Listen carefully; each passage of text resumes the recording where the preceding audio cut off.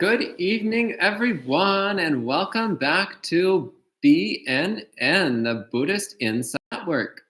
So, hello, Elaine. So sweet that you signed in just to say thank you. Hello, Catalina, Gita, Jacqueline, Adriana, Bradley, and Ethan. Happy to see all of you joining in. Hello, Kevin. Ayya Soma's laughing. I don't know why. Oh, she's laughing again.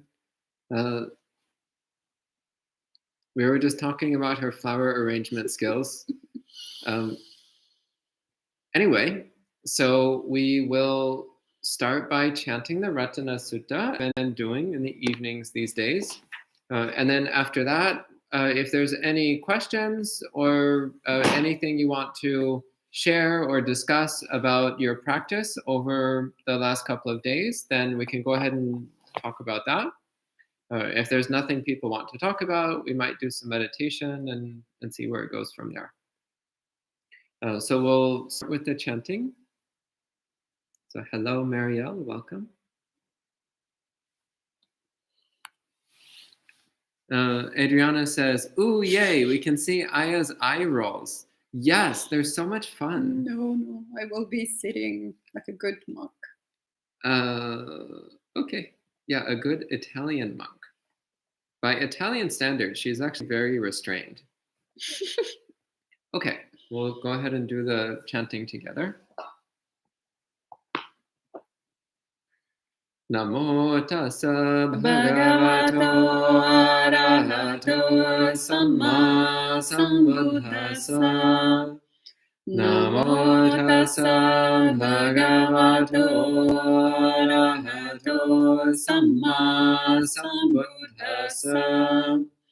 Namo tassa bhagavato arahato samma sambuddhassa.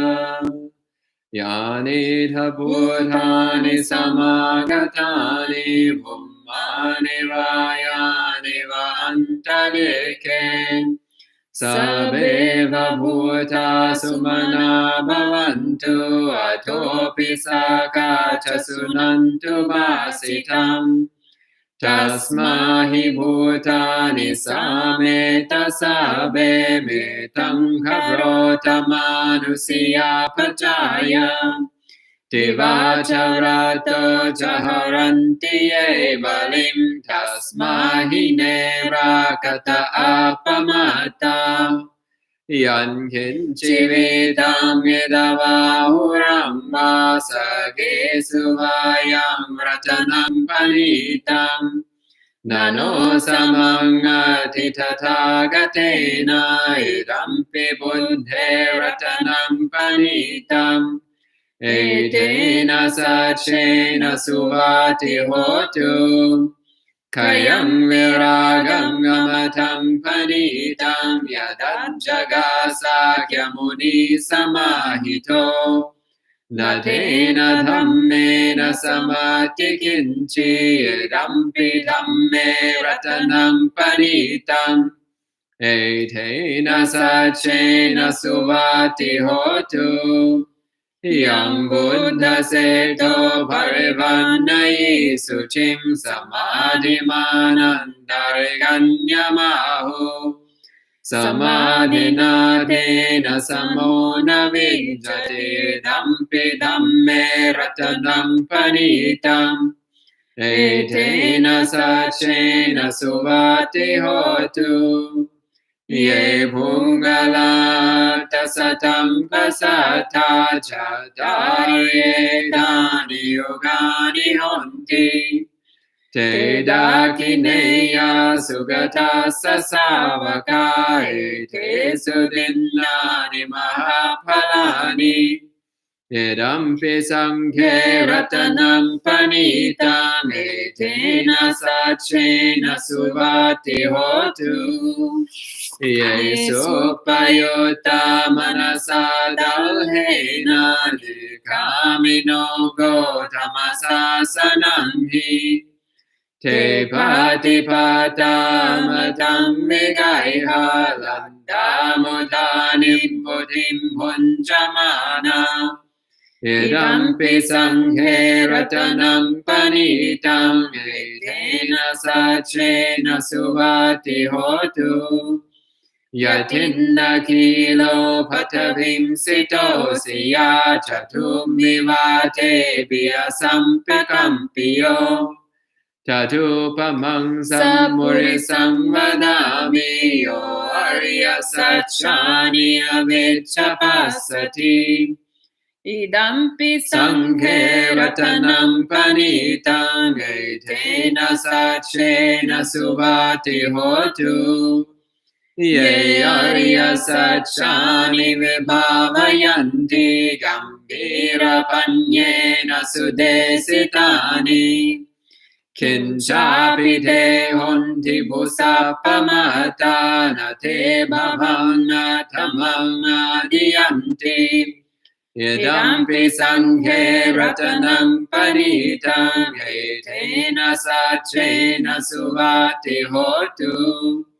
Sahava sadasana sampadaya tayasu dhamma jahita bhavanti Sakaya deti vichikechitansha silambatam vapi yadati kinchi Chatuhapaye hicha vipamuto chachabhitanani abhambokatum Idampi sanghe ratanam panitam etena sachena suvati hotu Kinchapi sokham mangagroti papakam kayena vacha urachetasava Abambo soda sapati chadaya Abambadadi tapada savuta Idampi sanghe ratanam panitam etena sachena suvati hotu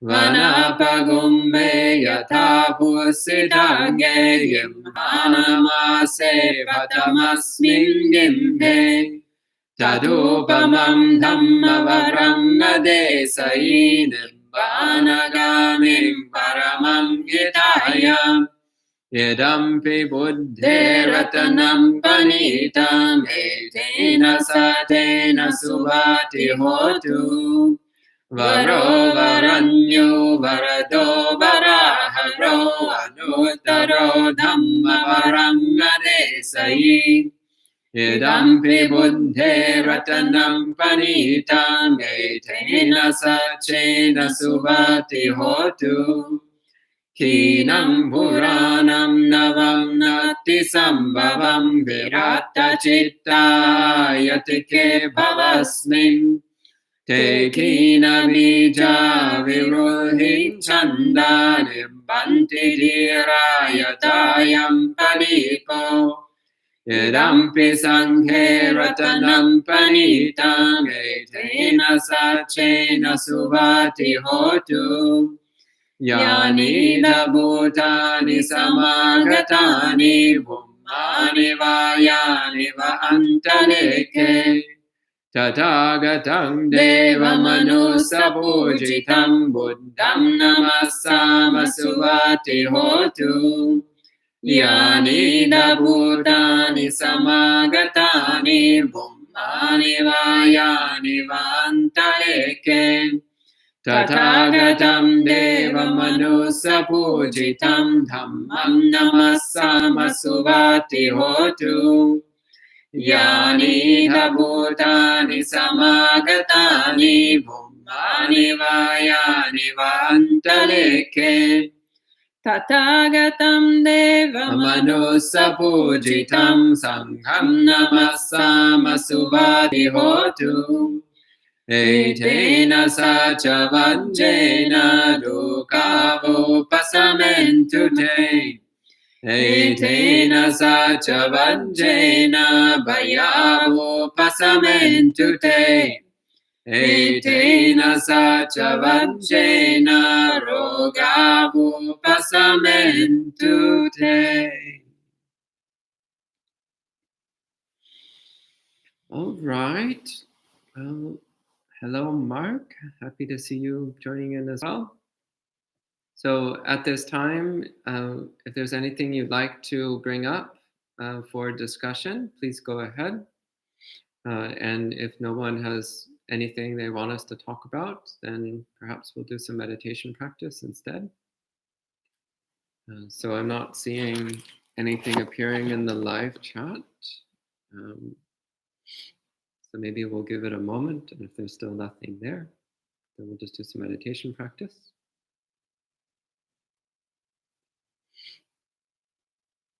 Okay. The people I think meditation it is. Oh, Gabriella says, I struggled today, had a lot of dukkha. It's the right retreat. Yeah. Did you make friends with it? You would love meditation though. Okay, let's do meditation. Okay. She stole my cushion. No, I didn't. We had a bit of a... For some reason, she's sitting in my seat, but everything is not me, not mine, so I didn't make an issue out of it until I discovered that she had my zafu. I did not. I have my own zafu. No, the reason why I'm sitting at Bhante's seat was because I was actually doing another meeting online right before this one, and the computer was here, so I sat there, and then after 2 minutes we had to log in again. Today I'm very technological. Okay, so maybe you can give the meditation instructions then. How about you do it, since Okay. I've been speaking for an hour and a half. Okay. Adriana says, took his zafu too far. I agree. I agree. There are limits. There are limits to good taste.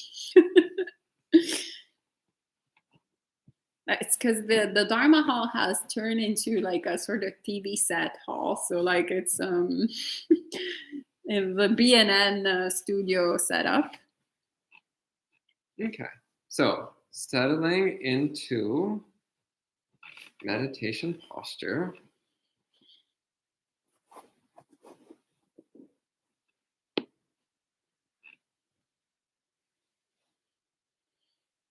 Although there's no such thing as a comfortable position, do your best to find one anyway. The futile search.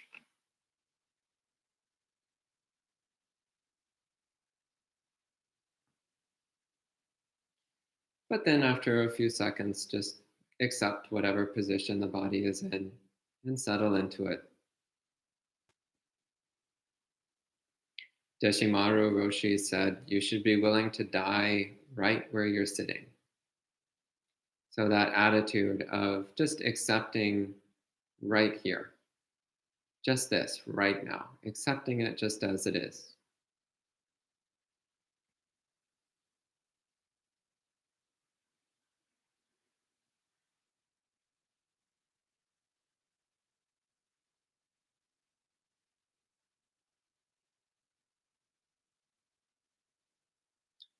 So giving up completely, giving up the struggle.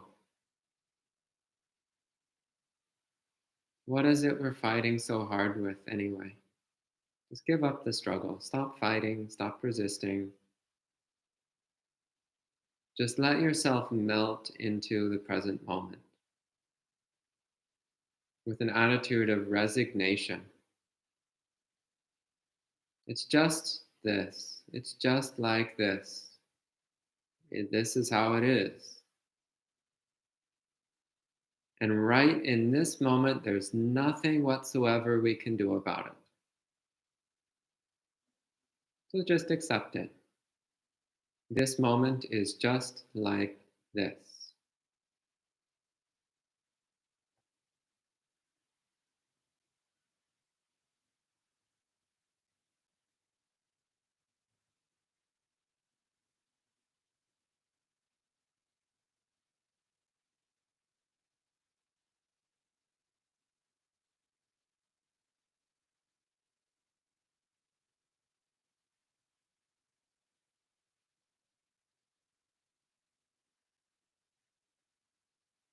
And pay close attention to what happens when we give up the struggle? What happens when we stop fighting our experience?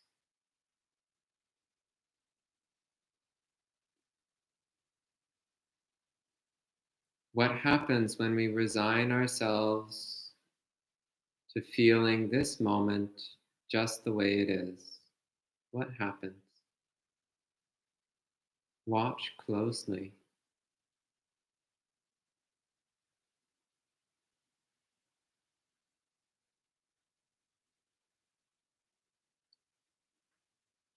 You might discover a vast, spacious openness.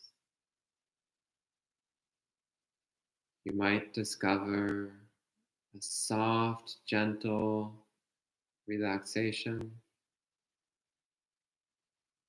You might discover a subtle, pervasive joy if you pay close enough attention.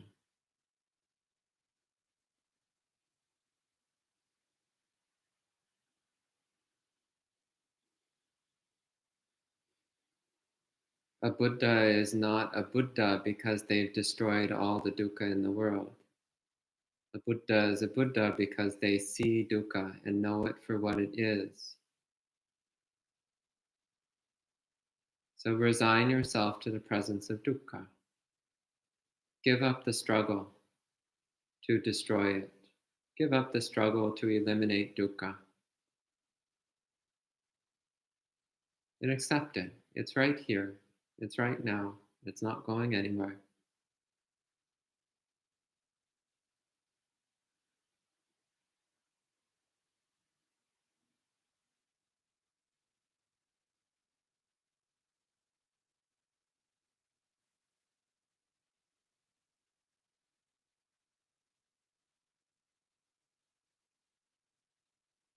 So stop fighting it. The body hurts. Oh well. Give up the fight. Let it hurt. The mind hurts. Oh well. Give up the fight. Let it hurt. The heart hurts. Oh well. Give up the fight. Let it hurt. Stop the struggle. Let it be.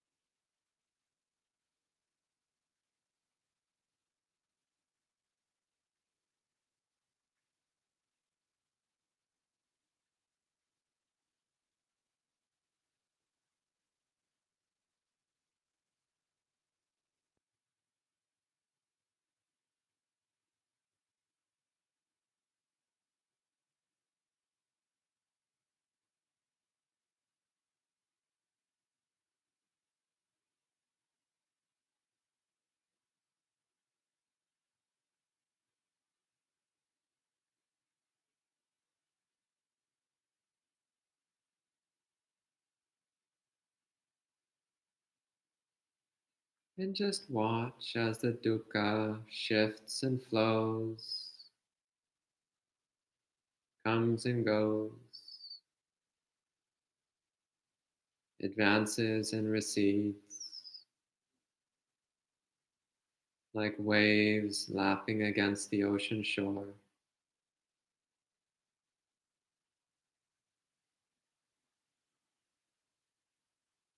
like clouds drifting across the sky, like ripples on the surface of the water.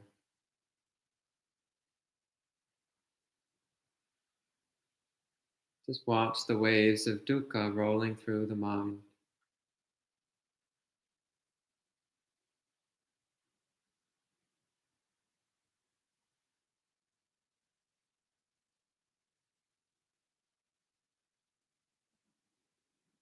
No need to resist, no need to struggle, no need to fight, no need to be bothered.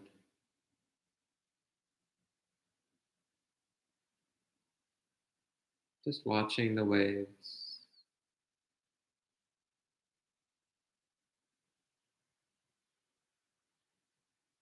with complete acceptance, resignation, and attentiveness.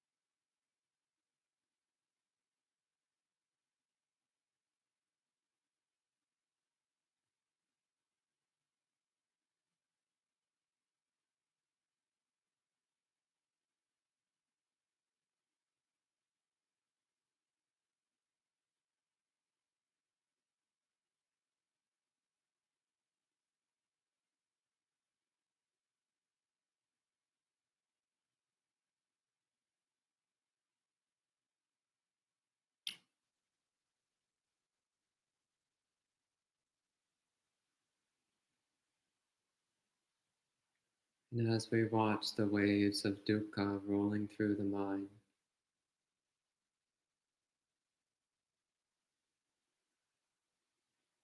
notice that there is a place standing from which the waves of dukkha do not touch us.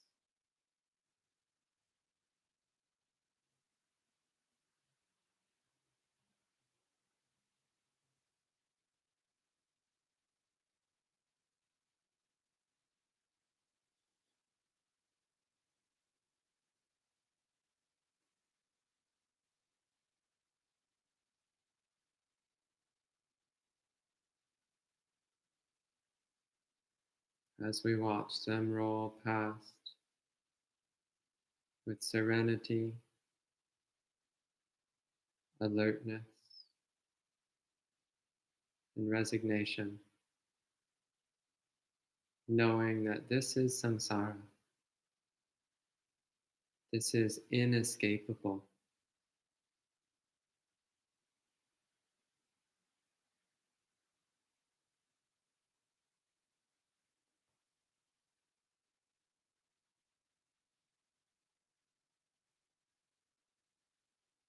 but it is not me, it is not mine, it does not define me, does not control me.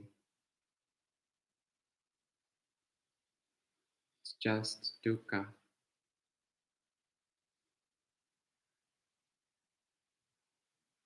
it's just samsara. There's no fighting it, there's no destroying it. But that doesn't matter because it doesn't affect us unless we allow it to. We just let the waves of dukkha roll past without affecting us, without touching us.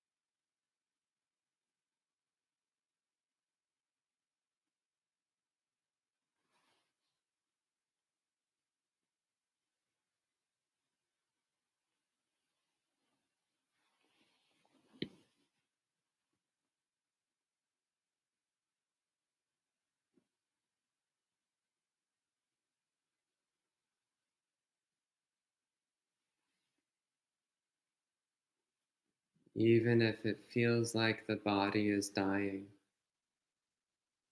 Just peacefully observe that sensation, being willing to die right here on your sitting cushion.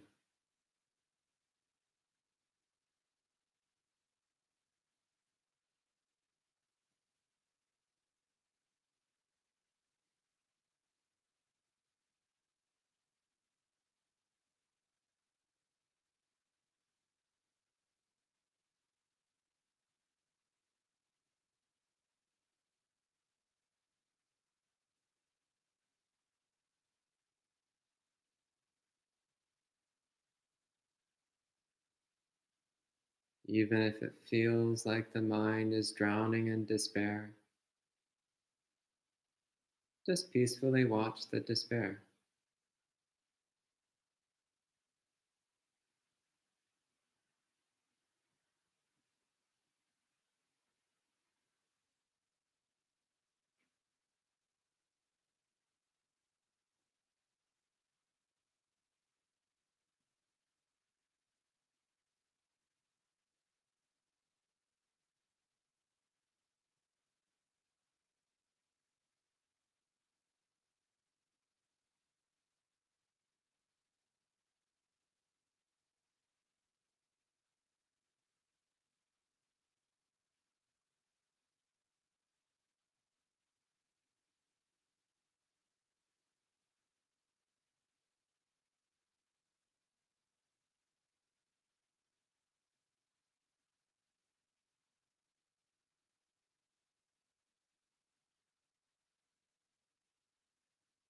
In the midst of the maelstrom, there is knowing, undisturbed, undisturbable knowing.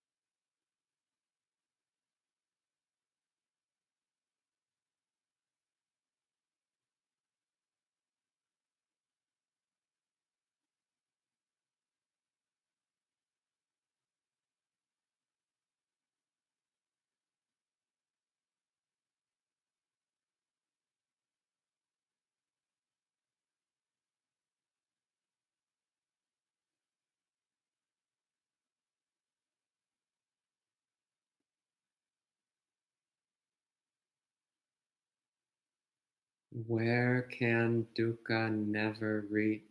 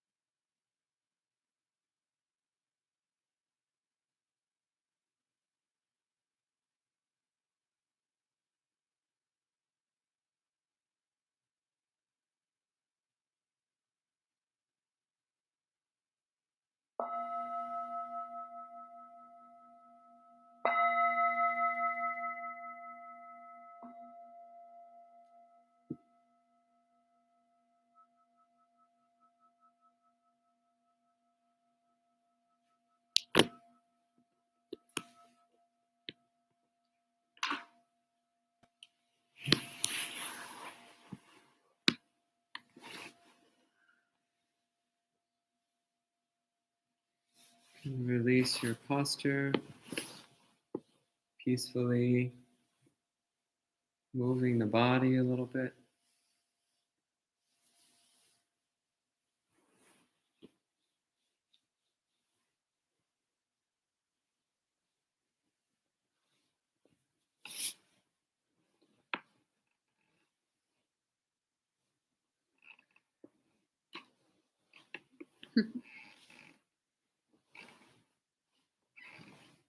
And Adriana says, sadhu, sadhu, sadhu. That was beautiful. Thank you.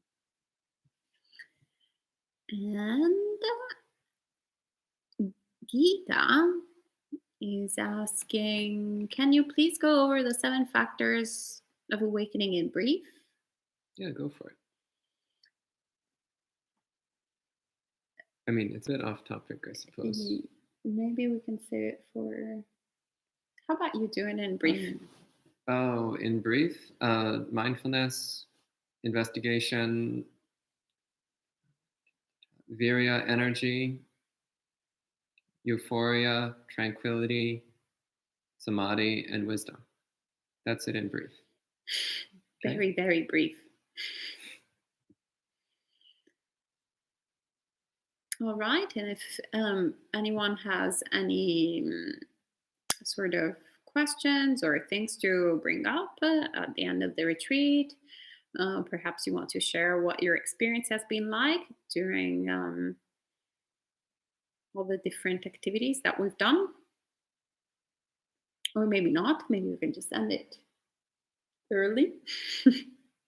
Well, and if there's absolutely nothing, we could talk a little more about the 7 factors of awakening.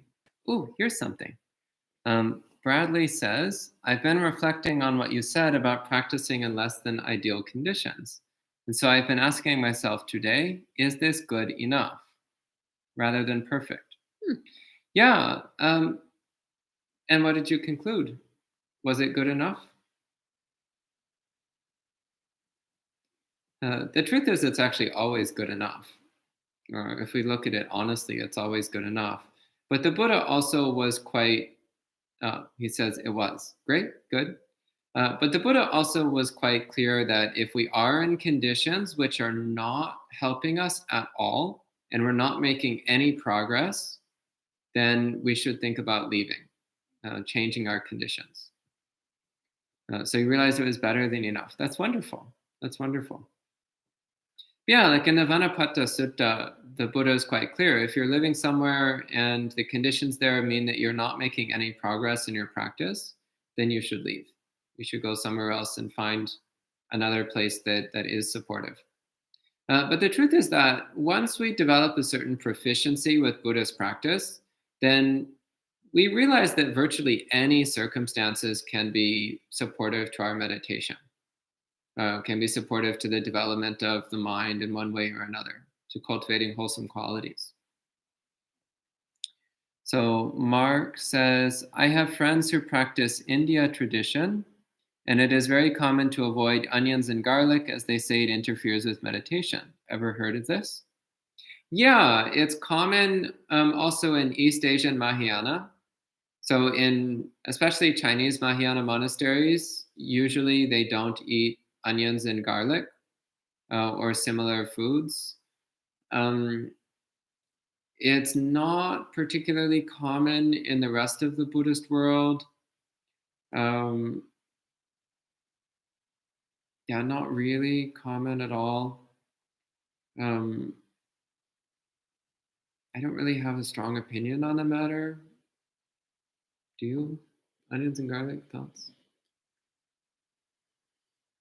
No.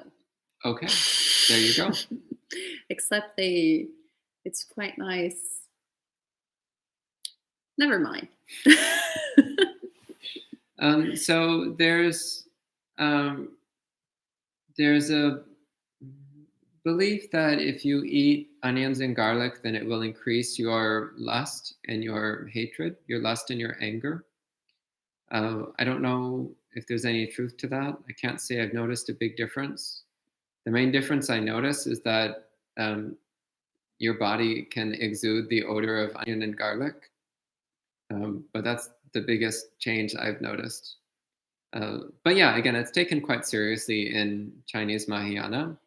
And I will say it does mean that there's less food odor, but I don't know how strongly that's going to affect your meditation one way or the other. Yeah, it's from respectively Chinese medicine, obviously, and traditional Chinese medicine, and also Ayurveda medicine. So that's where the sort of tradition comes from.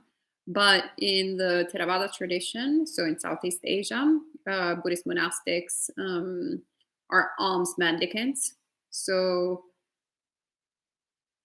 we don't go like, please, I would like without garlic and also like gluten free. And it's kind of like you have to accept whatever it's there, unless we suspect, for example, that an animal has been killed specifically for us.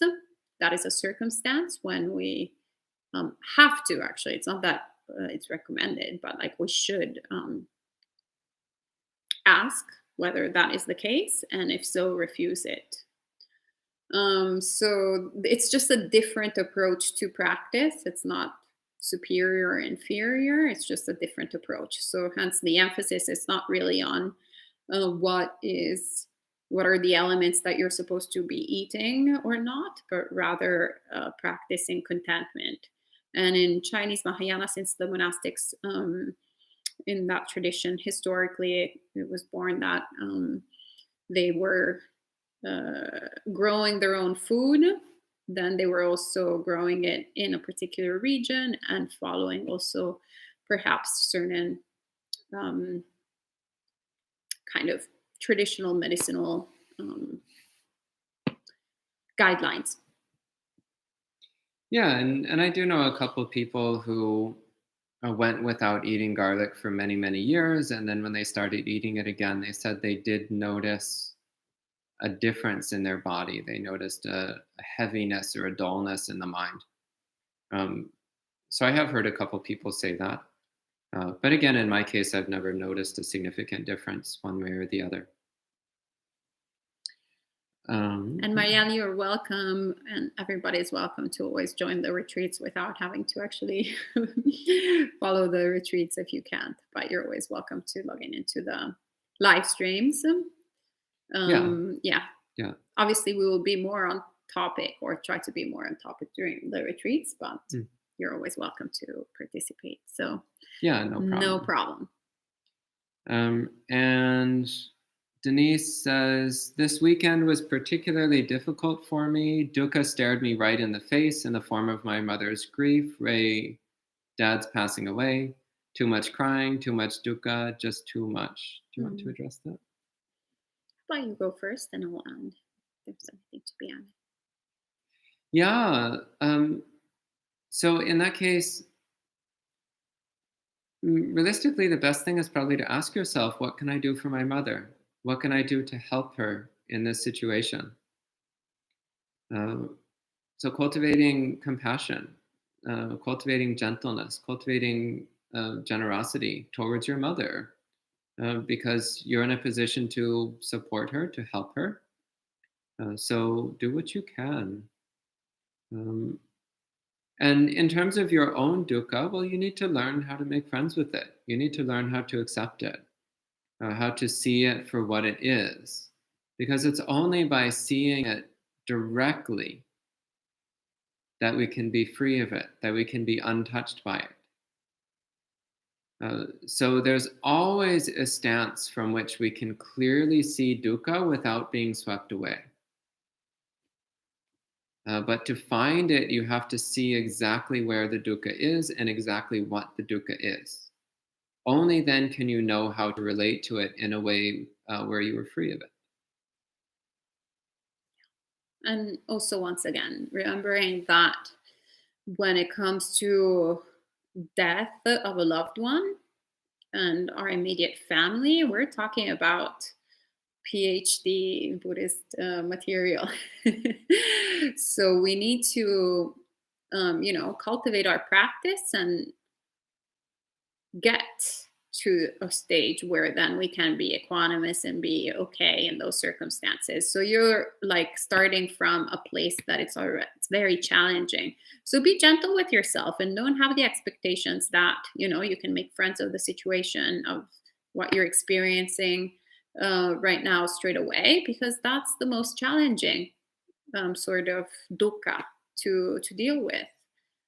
If you remember how challenging sometimes it's just to, make friends with the neighbor if the neighbor is slightly hostile and a little annoying, and how to make friends with that dukkha, or make friends with the dukkha of reading annoying comment on Facebook, on social media, or whatever that is a little hostile, etc. So there are so many small little dukkha, small little, distress that we're experiencing in day-to-day life that is difficult to, deal with. So we can't expect until we've mastered the basics to actually be totally skilled at managing a situation like experiencing grief.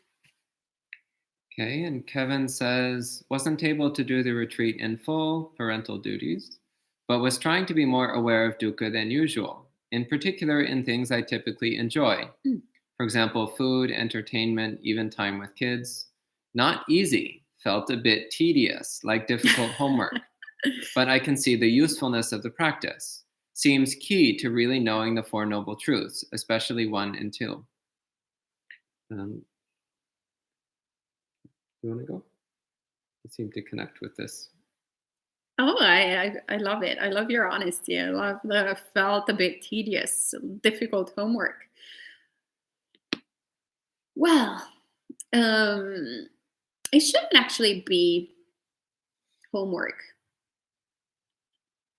It's good that you see the usefulness of it, but when it's tedious, you're only bored when it's not mindful. When you're not mindful, not when it's not mindful. I'm a little tired right now. So my mind is going a little deranged. So we want to develop an interest towards something in order to simply pay attention to it. Otherwise, if there's no interest, we're going to start spacing out, or it's going to become a chore and kind of like, okay, whatever, where's the dukkha? And you're trying to look into the dukkha of, the things that you're enjoying while you're actually experiencing the dukkha of aversion. So actually, you should be looking at the dukkha of aversion or of boredom if you find things tedious. So you can only learn about dukkha when dukkha is there, not with the dukkha that is in front of you, not with the dukkha that you think you're supposed to be experiencing in that moment. Do you see what I mean? Do you see the subtle difference? So if you're like,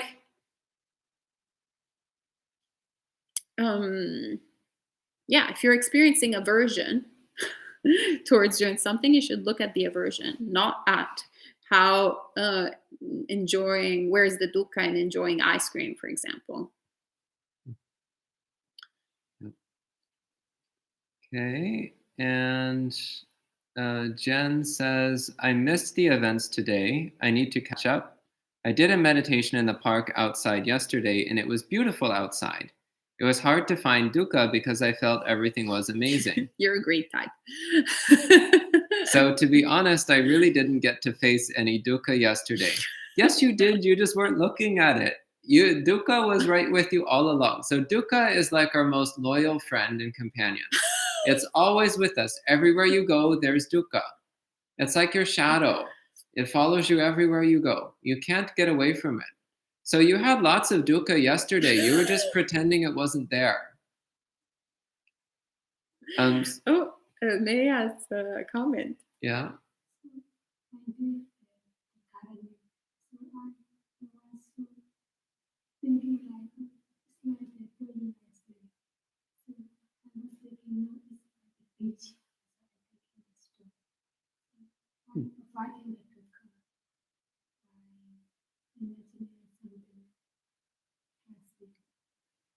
Interesting. So May was telling us that when she was doing gardening earlier today, which is an activity that she hates, that she was pretending that she was at the beach, that she was playing in the sand at the beach. And then that made it joyful instead of miserable. Although before she pictured that she was enslaved, and she felt like she was enslaved. And from there, in the movie. Okay. And then from I have to say, like, imagining that you're playing at the beach is much better than imagining you're enslaved. Yes. So this actually doesn't strike me as being particularly bad because it's a way of changing our attitude towards the situation. So if we're viewing it as some horrible, cruel task forced upon us, then of course we're going to have aversion. But if we see it as a fun, enjoyable activity that we get to do, then it becomes a fun, enjoyable activity that we get to do. Yeah. So I don't see a problem there. Yeah, that's actually the sutta that we were talking about the other day, about where the Buddha specifically recommends in mindfulness of feelings, perceiving something, turning something that we're perceiving as negative into positive, into a pleasant feeling, and a pleasant feeling into an unpleasant feeling. So actually, she should probably be like paying attention when you're all blissed out in the park and attaching more and more to the pleasantness of the experience of the park, to actually look at really pointing your mind to see what is the unpleasant feeling of the pleasant amidst the pleasant feeling. And you'll probably start, for example, noticing, oh, the sweat is actually a little bit dukkha. Or these like creeping insects is a little bit dukkha. So you want to veer a little bit in the other direction to actually have an understanding of both the pleasant and the unpleasant. And that's when you're actually seeing truly the experience. You're seeing both the gratification and the drawbacks of the experience, which then will create the conditions for you to want to go towards the escape. Yeah, and also you can recognize, yes, this experience of sitting in the park is pretty good, but it will be even better if I uproot all the dukkha from my mind. And for that to be possible, I need to examine it, I need to feel it, I need to understand it. So that's also something important to remember. So one thing I found really helpful is one of the suttas where the Buddha talks about the practices he did before attaining awakening. He talks about how he went through various stages of samadhi, and each time he was like, "Yeah, this is pretty good. Yeah, actually, this is great, but there's something better. So why would I be content with something inferior when there's something superior that could be attained with a bit more effort?" So it's like, yeah, sitting in the park, it's pretty good, but there's something better. And if we cultivate an understanding of dukkha, then we can have an even better time than what we're currently having. So in this way, you can use the greed mind to your benefit. You want to be happy? Well, that's great. You think sitting in the park is nice? Yeah, it's pretty nice, but it can be better. Through understanding and overcoming our dukkha, it gets better. Now I'm imagining May going every day outside. She's like, "That's great, some beach, yay!" Okay, so Gabriella says, and Jen concludes, so to be honest, I really didn't get to face any dukkha yesterday. I was so happy sitting outside, I almost feel guilty, like I totally missed the point of the meditation. Yeah, I think we addressed that. Yeah, well, also look at the feeling of guilt, because that's dukkha. But also, there's really no point in feeling guilty. It's kind of a waste of time. It's just making yourself unhappy for no good reason. Instead, just make that resolution to always develop wholesome mind states. And also reflect, did you develop wholesome mind states in the park? Did you build up some samadhi, for example? Did you build up some tranquility? Well, those are good things. Maybe you weren't doing the investigation of dukkha, but that's okay. As long as you were cultivating other factors of the path, that's still something to delight in. Great. And Gabriella is saying, I had a very large conflict the past 3 days with friends, and I lost a few of them. And so it was a hard day for me too. I learned to understand that loss happens to everyone. Blame happens to anyone, and ultimately I have to get past it with courage and equanimity. Yeah. That's great. Very good, very good. Yeah, that's the way it is. And it's also just a matter of life that sometimes we have conflict with people. And sometimes we handle the conflict well, and sometimes we handle it not so well. And sometimes the people we're in conflict with behave well, and sometimes they behave not so well. And sometimes a whole terrible mess comes out of it.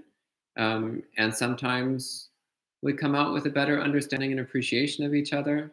So this is just part of life, is that sometimes we have conflicts with people. So you might not believe it because it seems like Ayya, Soma and I get along really well, but every now and then we actually do have some conflict. Sometimes we disagree about things. Sometimes we actually strongly disagree about things. I'm not going to share any details, but suffice to say that I'm always right. Suffice to say that through these experiences of conflict and learning how to work through them, we've built a very strong, mutually supportive Dharma connection.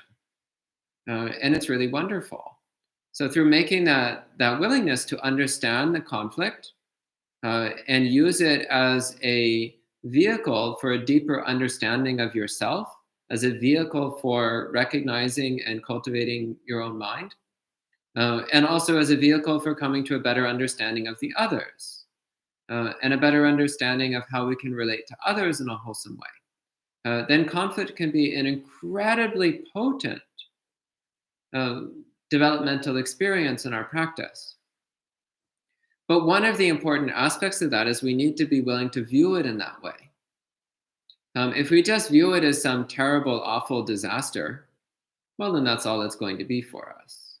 But if we view it as an opportunity to improve ourselves and to improve our understanding of others, then that's what it will be for us.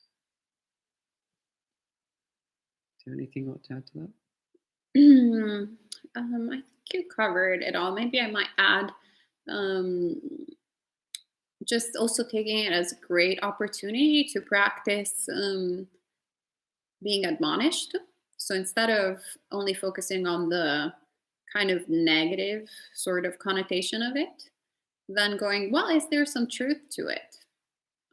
Is there, if it's, especially you mentioned a few friends, right? Like more than one person. So perhaps they brought up something that it's not in your realm of like awareness.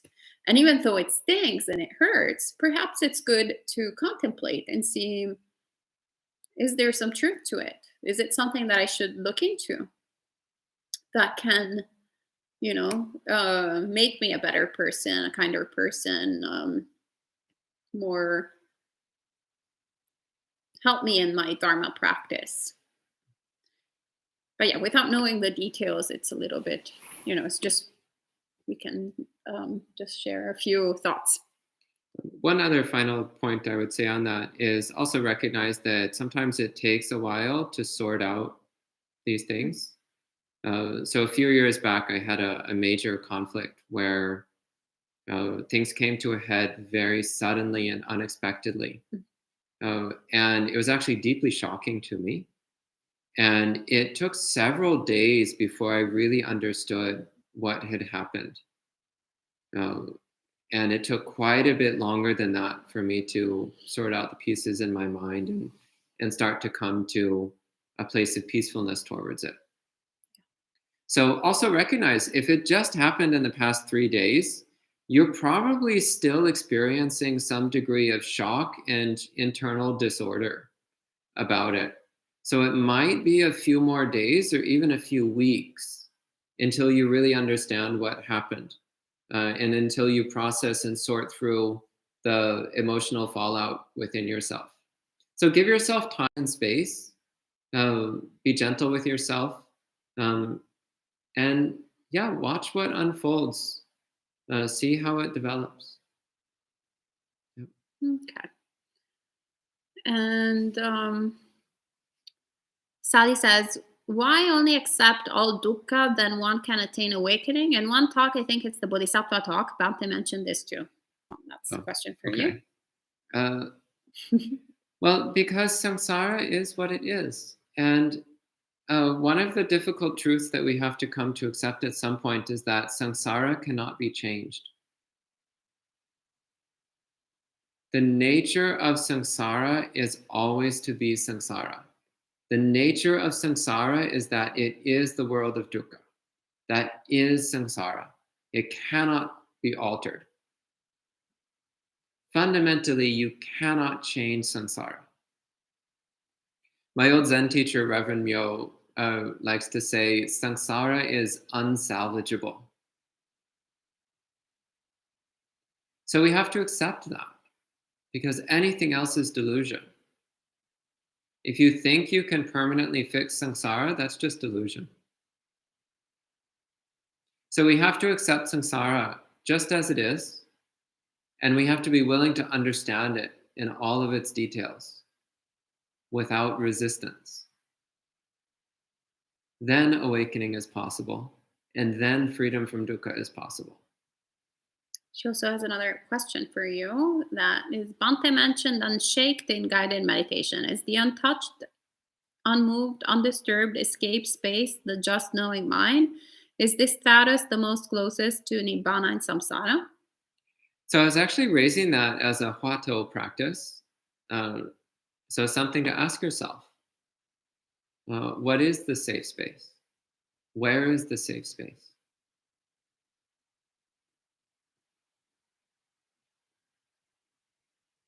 It's a meditation practice to be done. So I'm not going to give a direct intellectual answer to your question, but rather to say, find it. As the waves of dukkha go crashing by, ask yourself, where is there safety from dukkha? Where can dukkha never reach? Towards the end of the meditation, I introduced this question. Where can dukkha never reach? Ask yourself that. Feel for it. It's right here. We just don't normally pay attention to it. But the unshakable safety from dukkha is right here if we're willing to look for it. Okay? And Marielle is asking, but could it be that one could go to the park, sit down with dukkha as if we were with an old friend and just enjoy the sun with dukkha? Like doing something fun with dukkha, as if dukkha is a huge dark shadow which we walk around, and when we accept it, we do fun stuff with it. Yeah, absolutely. That's very cute. Yeah. Yeah, that's pretty much the point. I mean, the reason why actually I think both Bhante and I think I can speak also for Bhante, suggested that to Jen was exactly why we approved of the opposite for May. It's because Jen seems to be focusing only on the gratification of an experience, and May generally tends to focus on all the negative experiences of an experience. So, as Ajahn Chah always said, like actually a lot of people would come to Ajahn Chah and asking, oh, why do you give opposite, like, recommendations to different people? And he was like, no, I'm giving the same recommendations. It's just when, it's if someone is going on a road trying to go straight, and sometimes they veer to the left, and I go right, and then if they're too much on the right, go left. So the path is always the middle way, but sometimes we go too much to the left and too much to the right. So when you see, the point is to see both the gratification and the danger. So both the pleasantness in an experience and the drawbacks in the experience, and then we see we can transcend it because we understand the emptiness of it. We understand that it doesn't have one particular distinctive characteristic, that ice cream is not only this divine thing, but actually can be very unpleasant too. And similarly, perhaps we perceive gardening as very unpleasant, but actually can be very pleasant too. So there's not one single thing that is fixed. And actually, if we see our life also in hindsight, I used to find, for example, fashion shows extremely, incredibly interesting and beautiful, and clothing. Well, I used to. And now it's like the last thing that could interest me.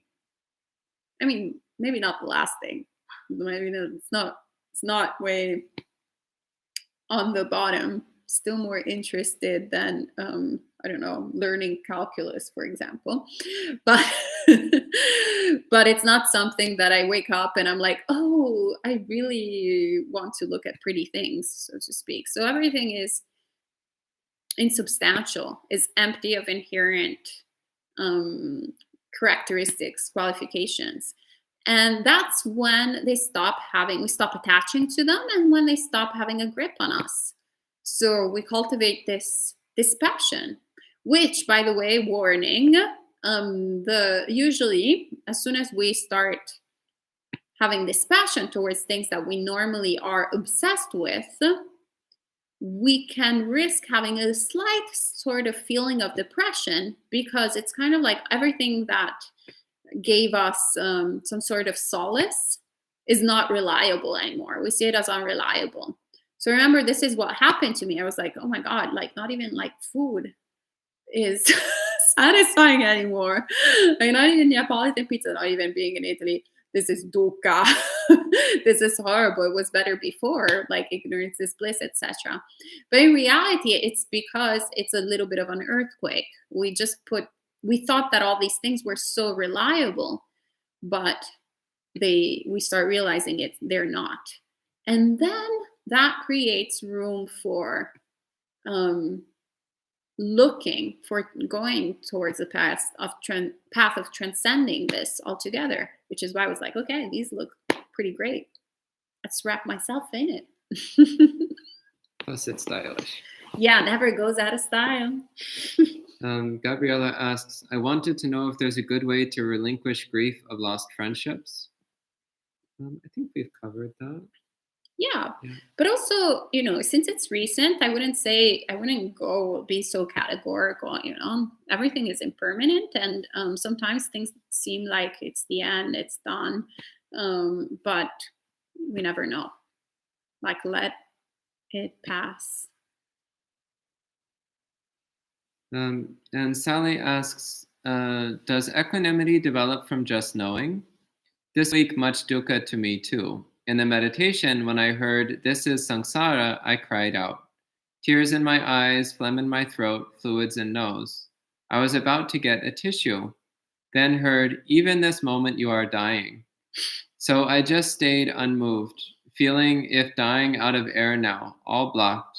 At that moment, I felt a kind of just knowing. No matter it's body pain, heart hurt, mind hurt, fear, what's the difference of this just knowing and equanimity? Well, actually, that's the thing, is that with just knowing, you're not reacting, which means, yes, that's accompanied by equanimity. So you're not pushing or pulling. You're just knowing and letting go. So this practice, then, yeah, it's absolutely equanimity. And you start to discover that whatever it is, whatever dukkha is present, it's not affecting you. And this is an incredible relief when we realize that dukkha can be present but not affect us. This is mind-blowing. This is earth-shattering.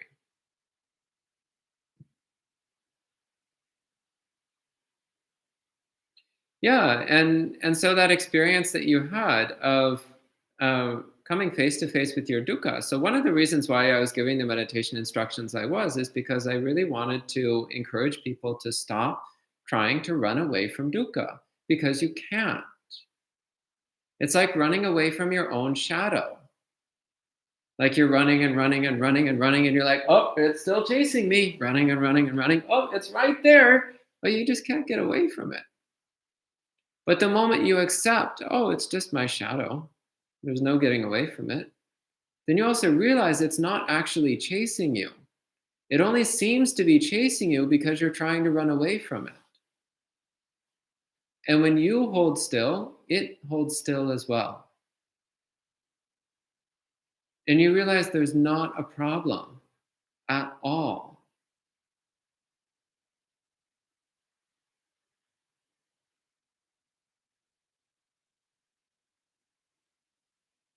Okay. Bradley says, I once read a practitioner describe desire as having this characteristic of projecting attractiveness onto something that isn't necessarily inherently pleasant, even to the point of delusion.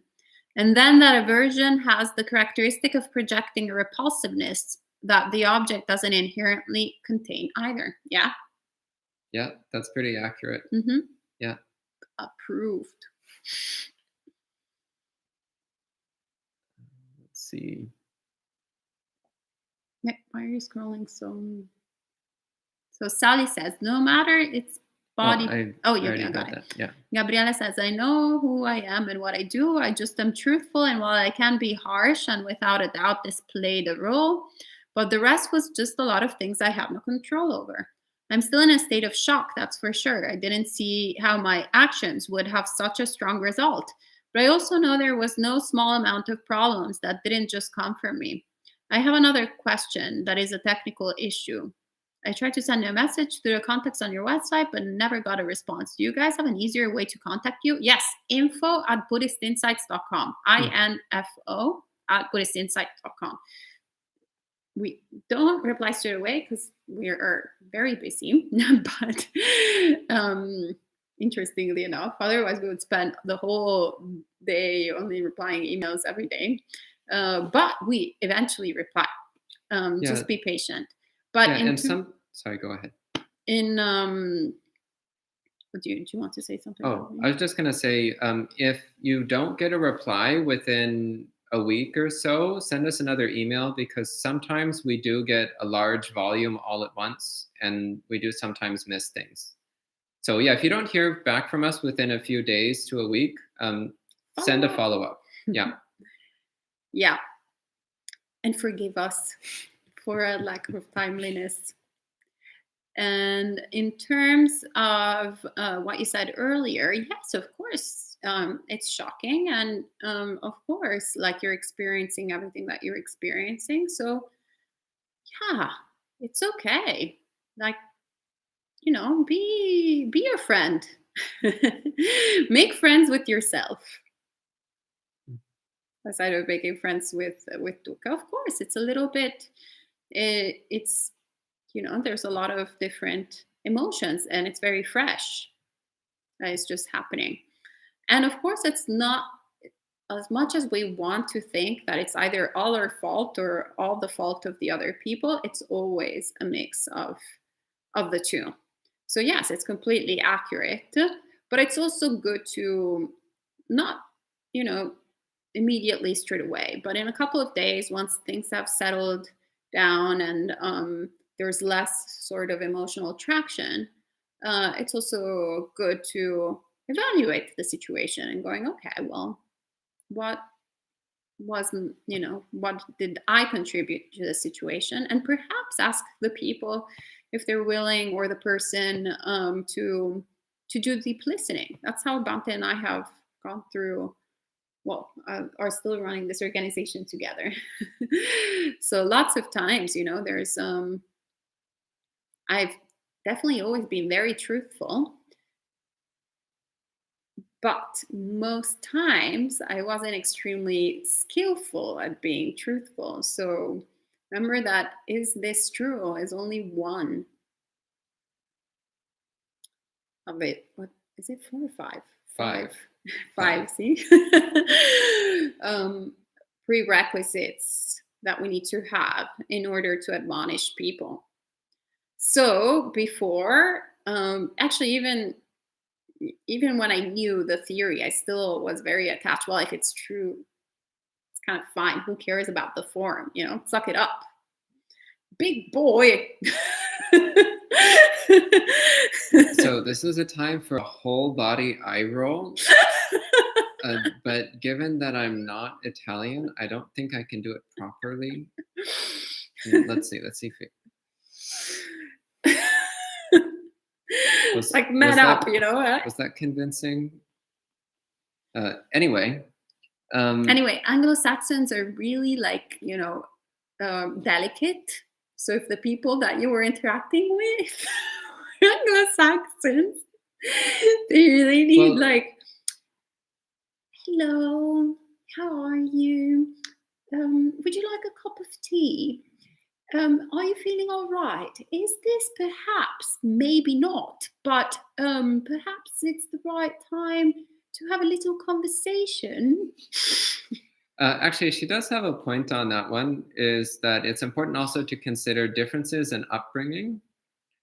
In that, for whatever reason, people who are from cultures that are closer to the equator tend to have much more fiery temperaments, and therefore also are much more tolerant of other people's fiery temperaments.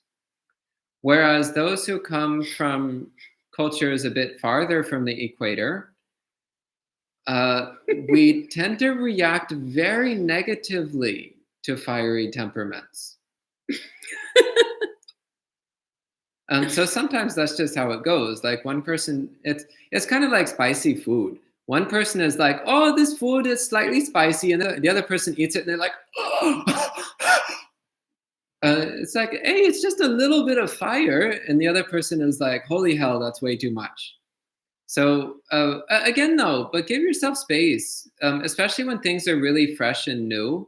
We're really not quite yet to the point where we really understand what happened and how it all unfolded.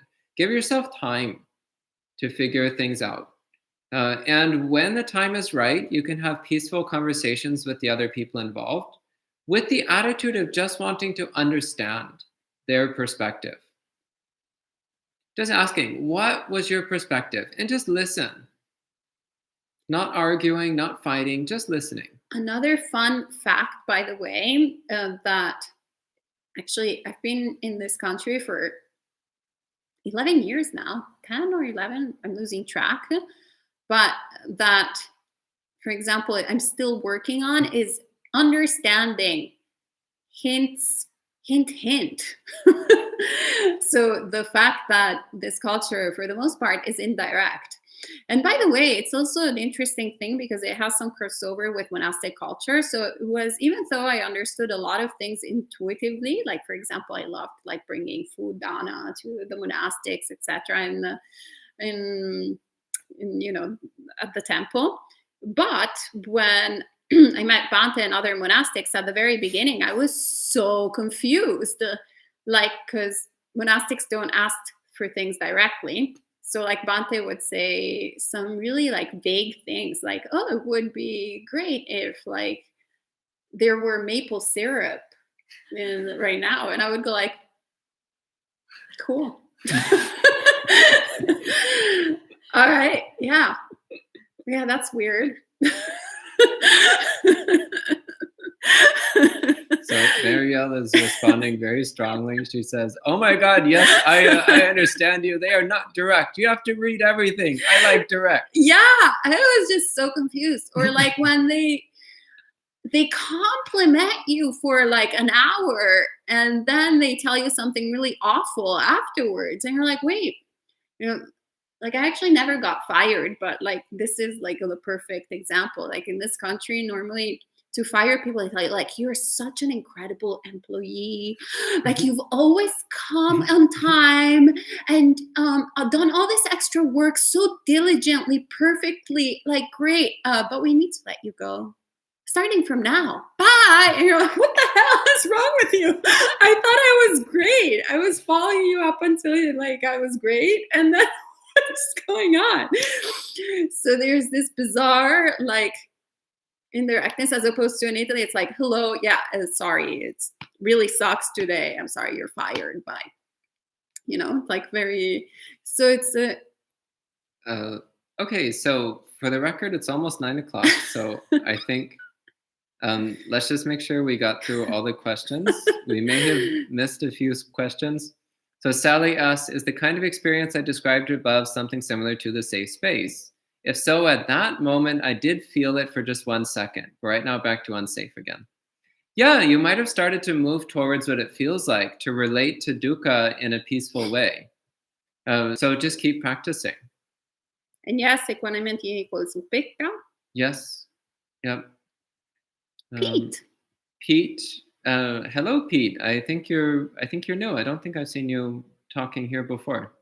He says, I can take on a stressful job that with my anxiety, I know will result in a lot of suffering for myself. Just the thought of taking it on, I cause myself so much dukkha. Then I recommend not taking on that job. If you really feel like you can't do it, then don't do it. And if you do take it on, then it's going to be a constant practice of trying not to cause too much dukkha for yourself. So you ask, how do you know if something's beyond the current abilities of your practice? Well, you have to be honest with yourself about what you're actually capable of. Also recognizing that we're usually capable of quite a bit more than we think we are. But we do need to be realistic. If something is not within our abilities right now, then don't do it. Oh, that's great. Think. Is it true, helpful, inspiring, necessary, and kind? That's great. Let's see. What's inspiring? Is that right time? Anyway, that's not bad. Um, so Adriana gave me an okay on my Italian eye rolling. I'll keep working on it. Unfortunately, I have a really good model of it more or less all the time. So lots of opportunities to learn. Gabriella's confirming the whole equatorial volatile style of communication thing.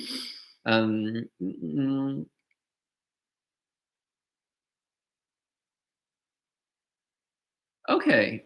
Okay. It looks like that's everything, and it's 9 o'clock on the dot. That's what Bradley says. Yeah, be very suspicious when someone in power starts off by complimenting you. Ah, Okay. Well, once again, it's been really lovely spending the evening with all of you. So I'm really happy that you've spent your weekend wallowing in dukkha and hopefully come to a better understanding of how to be peaceful with dukkha. Because, newsflash, you can't escape it. It's here. The only escape is to stop fighting it, which is, of course, completely counterintuitive. Welcome to Buddhism, yay! Where everything is counterintuitive and yet somehow makes so much sense. yes, but common sense is not that common. We're doing a lot of like, like it's short things. All right. Well, so thank you so much for practicing together, and it's so lovely always to be around people who are interested in Dharma. So sadhu, sadhu, sadhu. And we'll see you tomorrow morning. Have a great